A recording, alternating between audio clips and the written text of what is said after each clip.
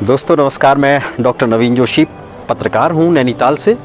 आपके सामने मैं आज हूं चुनाव की इस बेला में, लोकसभा चुनाव की बेला में, और ये बताने के लिए कि मतदान करना कितना महत्वपूर्ण है, क्यों हमको चुनाव करना चाहिए। मैं आपको खासकर एक कारण बताना चाह रहा हूं जिसके लिए आप मतदान करने को मजबूर हो जाएंगे। दोस्तों, मतदान करने की बात जब भी आती है तो मतदान करने की बात तो सब करते हैं, पर क्यों करें मतदान? मतदान न करने के अनेक कारण लोग बताते हैं।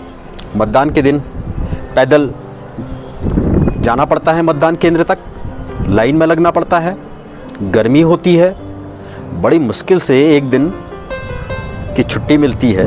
उस दिन क्यों ना घर के कुछ काम निपटा लिए जाए, कहीं घुमाया जाए। खासकर बहुत सारे लोग इस दिन को छुट्टी के रूप में घूमने के लिए प्रयोग करते हैं। लेकिन क्या है एक बड़ा कारण जिसे सुनकर आप मतदान करने जाने के लिए मजबूर हो जाएंगे? वह है दुनिया के सबसे बड़े एवं सबसे पुराने लोकतंत्र का हिस्सा बनने का गौरव।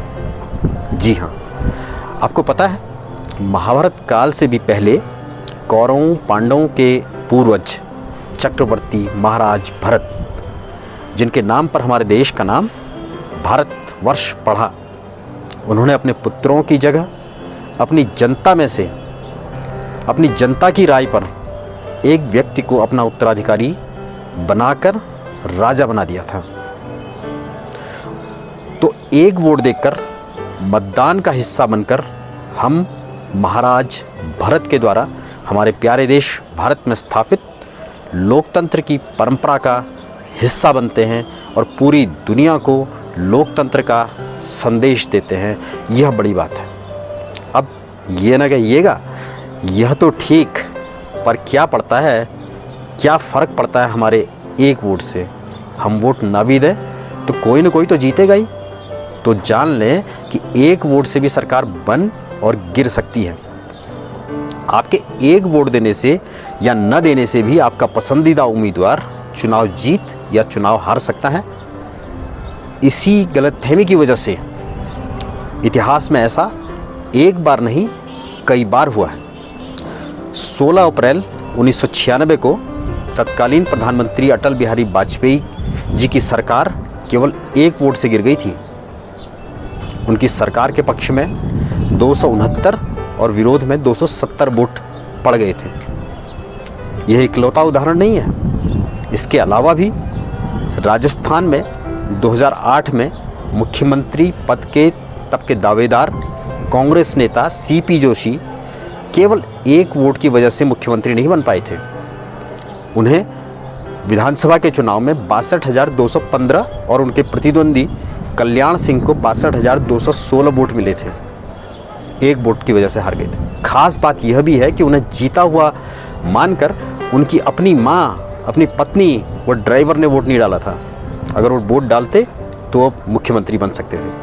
इसी तरह 2004 में कर्नाटक के विधानसभा चुनाव में जेडीएस यानी जनता दल सेक्युलर के नेता AR कृष्णमूर्ति को 47,751 मत मिले और कांग्रेस के R ध्रुवनारायण को 40,752।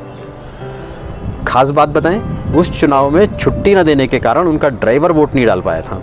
अगर एक वोट डाल लेता तो वो शायद 2 वोट से जीत जाते, क्योंकि एक वोट का अंतर जो है वो 2 वोट में पड़ता है। ऐसा केवल दुनिया में नहीं, केवल भारत में नहीं और अन्य देशों में भी इस तरह की चीज़ें हुई हैं। 1815 में फ्रांस ने एक वोट की वजह से सत्ता का पूरा रूप ही फ्रांस में बदल गया था।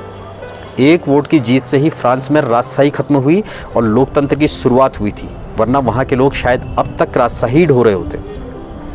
उधर अमेरिका की बात करें, जो भी एक बड़ा दुनिया का लोकतंत्र है, वहाँ 1776 में एक वोट की बदौलत ही जर्मन की जगह अंग्रेजी उनकी मातृभाषा बनी थी, वरना जर्मन उनकी मातृभाषा होती और शायद पूरी दुनिया में भी जर्मन बड़ी उसमें होती।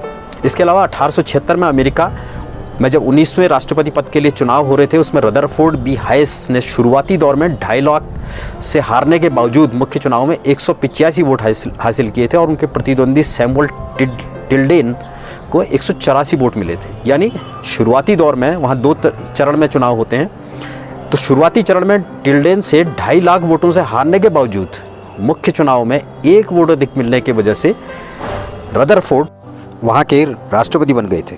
वहीं 1923 में जर्मनी में एडोल्फ हिटलर एक वोट के अंतर की जीत से ही नाजी दल का मुखिया बन गया था और फिर उसने जैसा राज किया वो सबके सामने है, पूरी दुनिया जानती है।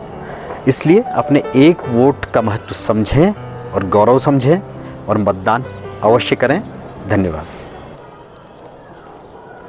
देखिए, आज नैनीताल में मतदान के प्रति जागरूकता के लिए नैनीताल की जो प्रसिद्ध नैनी झील है वहाँ पर एक नौकाओं की कार्निवाल निकाली जा रही है। बड़ा सुंदर नज़ारा है।